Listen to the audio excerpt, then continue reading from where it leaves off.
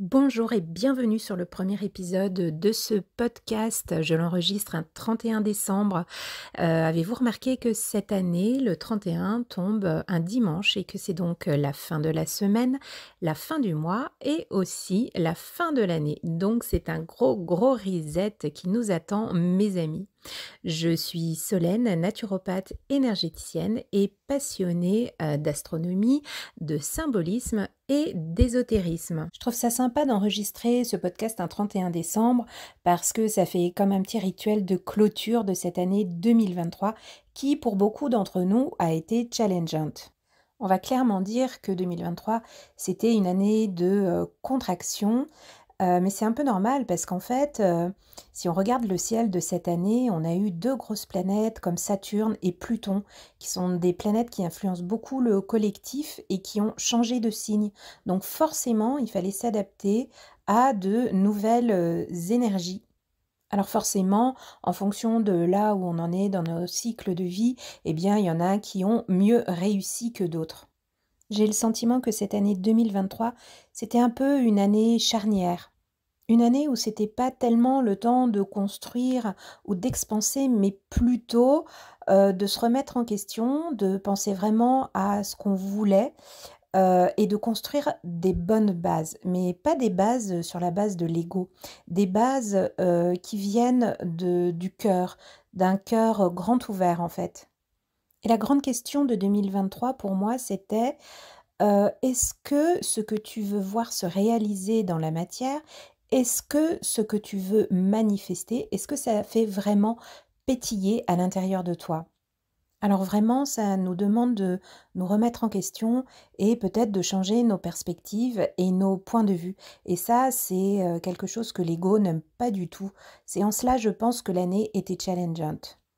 Je pense aussi qu'au niveau du cycle de l'univers, tous les projets, et toutes les idées qu'on veut mettre dans la matière, qui ne portent pas suffisamment de conscience et qui sont, basés vraiment, sur l'ego et bien, sont voués à l'échec, en fait.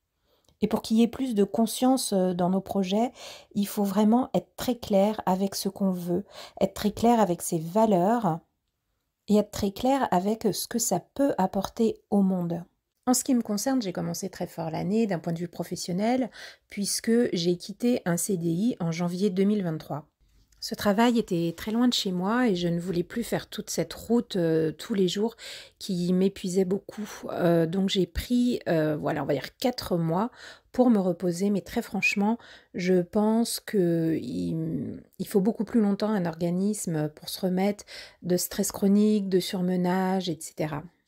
Et en fait, j'avais planifié mon année, j'avais un plan A et même pas de plan B pour tout vous dire et j'avançais avec confiance en pensant que tout allait se dérouler comme j'avais prévu dans ma petite tête. Mais tout ce que j'avais prévu dans ma petite tête, eh bien, ça avait été programmé, à base de peur, à base de manque de confiance en soi, à base de enfin voilà, toutes ces choses-là qui font partie de l'ego et qui font qu'en fait, eh ben, tu oublies un peu, ta véritable destinée, tu oublies un peu ce que porte ton âme, tu oublies un peu de te faire plaisir et très franchement, mon plan A, il a subi beaucoup de bugs, des retards, des contretemps, des choses inattendues. Enfin voilà, j'ai dû me démener avec de la frustration, de la déception, de l'incertitude. C'était quand même assez inconfortable, je dois l'avouer. Et je me disais, mais qu'est-ce que c'est que ce gros bordel? Comment ça se fait que c'est aussi challengeant, que c'est pas fluide? Alors bien évidemment, si c'est comme ça, c'est que il y a deux solutions. La première, c'est que mon plan A n'est pas mon plan de cœur et ne me fait pas suffisamment vibrer pour activer ma motivation, des pétillements dans le ventre. Soit la deuxième solution, c'est que c'est un plan high level, super fun et tout, mais que j'ai encore des autorisations à me donner. C'est-à-dire que j'ai encore du travail à faire pour élargir ma vision des choses et pouvoir mettre dans la matière ce projet. Mais clairement, je vais vous dire, en ce qui me concerne, ce plan A, c'était vraiment le plan de la loose. Et en fait, j'étais pas du tout connectée avec le fait de rechercher à nouveau du travail, retourner au salariat. Moi, ce que j'avais dans mon cœur finalement, c'était de développer une activité en ligne. Mais en fait, je ne savais pas vraiment quoi faire. Je me posais trop de questions à ce propos et j'avais besoin de temps pour y réfléchir et savoir vraiment ce qu'il fallait que je fasse. 11 mois après, j'ai un peu cheminé quand même dans ma tête et je sais un petit peu mieux ce que je vais pouvoir faire. Si je vous ai raconté tout ça, c'est vraiment pour vous illustrer l'énergie du 7. C'est vraiment des blocages pour que tu prennes le temps de t'inspecter à l'intérieur, de faire de l'introspection pour mieux savoir qui tu es et ce que tu veux mettre dans le monde, de quelle manière tu veux contribuer au monde, mais surtout de ne plus faire les choses à partir de tes peurs, de tes blocages, de tes traumas, de tes blessures également. Et tout ça, c'est vrai que ça demande du temps et parfois plus de temps qu'on voudrait. Alors, il y a ceux qui vont bénéficier d'une main tendue, qui vont leur montrer un début de voie à apprendre, et puis il y a les autres qui vont devoir cheminer seuls. Et pour cela, c'est vrai que je trouve que tout ce qu'on trouve, le contenu gratuit qu'on trouve sur Internet, les podcasts, les vidéos, les posts Instagram, tout ça, ça peut déjà beaucoup aider pour se remettre en question et puis pour pouvoir changer de perspective. Et aujourd'hui, on est le dernier jour de 2023 et avec ce podcast, finalement, je fais un petit bilan de mon année. Et c'est vrai que ça me laisse une sensation un peu mitigée, on va dire. Je trouve que c'est assez inconfortable de se dire que finalement, on n'a pas réussi à faire ce qu'on voulait faire. Mais il faut aussi reconnaître le cheminement parcouru, aussi subtil soit-il, parce que finalement, ce cheminement qui nous était demandé avec cette année 7, il était vraiment à l'intérieur. Et finalement, je suis assez contente d'avoir su me remettre en question. Et je me dis que là, j'ai pris conscience d'une chose, c'est que j'ai toujours cette fâcheuse tendance à vouloir prendre des systèmes qui sont déjà tout faits. Et je crois que c'est quelque chose qui ne me convient pas du tout en fait. J'ai vraiment besoin de trouver mon propre mode de fonctionnement. Et quand j'essaye de rentrer dans un moule, dans un système tout fait, je m'y sens pas très à mon aise et je me donne pas les autorisations qu'il faut. Voilà, je viens de vous résumer mon bilan de l'année 2023 et je me rends compte que finalement il correspond parfaitement à une année 7. Bon alors forcément je me projette déjà en 2024 parce que ça va être une autre énergie. 2024 c'est le 8 et puis aussi c'est un gros changement pour moi parce que je change de dizaine, mais ça on aura l'occasion d'en reparler. Et puis là, finalement, j'ai le sentiment d'avoir réussi à bien craqueler ce truc de devoir rentrer dans les cases. Et peut-être que 2024 va m'apporter cette respiration et cette autorisation pour pouvoir vraiment suivre ma voie. La voie qui va me mettre des papillons dans le ventre et des paillettes dans les yeux. Alors, je vous ai beaucoup parlé du côté professionnel. Maintenant, on va parler du côté santé. Donc en fait, début 2023, j'étais vraiment dans un épuisement physique et psychique également et j'avais vraiment besoin de me ressourcer. Et pour ça, j'ai vraiment beaucoup dormi. J'ai dormi même en journée. J'avais vraiment besoin de ce temps parce que j'avais beaucoup de migraines. J'avais un temps de concentration qui était très faible. Et aussi, je me sentais toujours fatiguée. Donc le repos, ça a été très très important. Et aussi, comme je suis naturopathe, forcément, j'ai pris des plantes et notamment du desmodium. Parce qu'en fait, j'avais beaucoup de migraines et donc j'ai voulu travailler sur le foie. Sinon, je suis aussi très assidue avec l'acupuncteur, hein, j'y vais 4 fois par an. Donc j'ai la chance d'avoir un super acupuncteur à Rennes. C'est un acupuncteur qui sait prendre les pouls et du coup, il pique en fonction de ce qu'il a ressenti.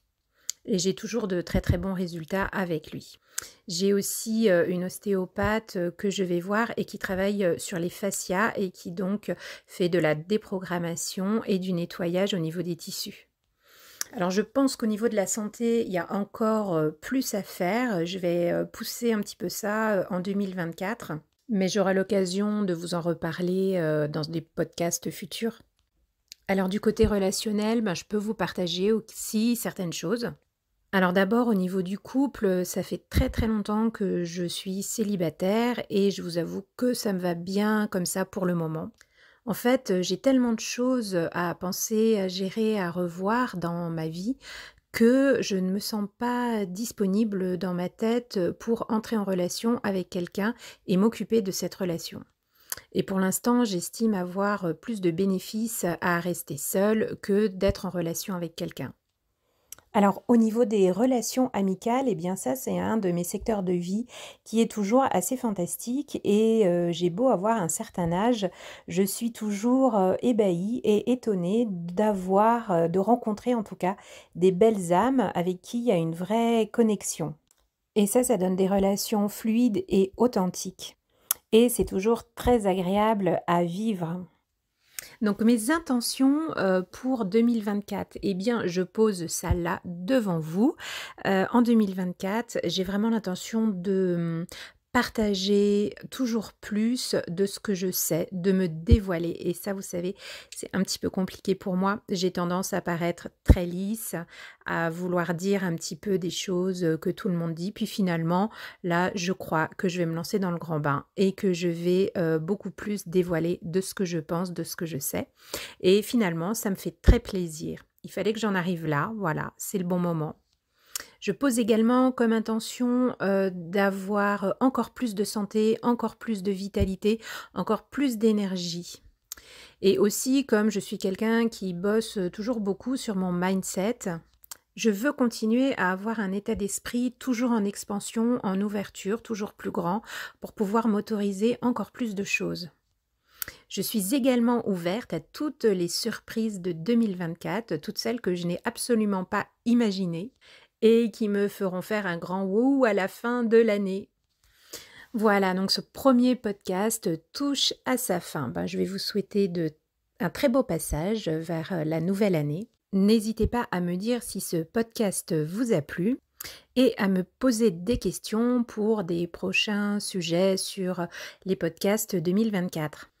En 2024, je vous souhaite de vous autoriser encore et toujours plus dans la conscience du cœur. Quant à moi, je vous dis à très bientôt pour un prochain podcast. Ciao!